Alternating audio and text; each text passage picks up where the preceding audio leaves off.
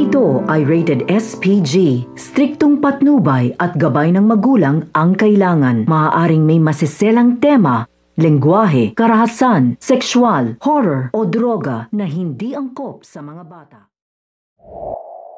Dahil nga sa hirap makatulog nga itong si Annalyn dito nga sa tahanan nga ni Doc Benitez, dahil nga hindi nga siya wini-welcome ng bahay nga nito ni Doc Benitez, ay nagpagtanto na nga niya na hindi na nga siya titira dito at gusto na nga niyang umalis sa bahay ni Doc Benitez upang ang makatulog nga ng maayos.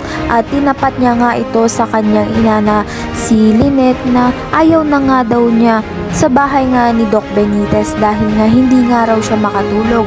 At tinatanggap naman nga ito ni Lynette dahil nga nakikita naman niya ang sitwasyon ng kanyang anak.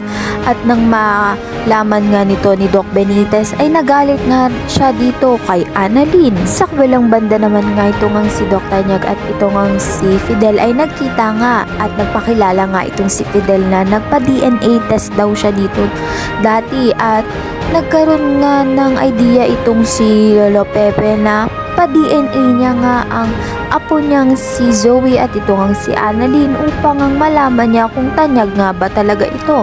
At may tsansang malaman niya na hindi nga tunay na tanyag itong si Zoe dahil anak nga ito ni Doc Benitez dito nga kay Moira.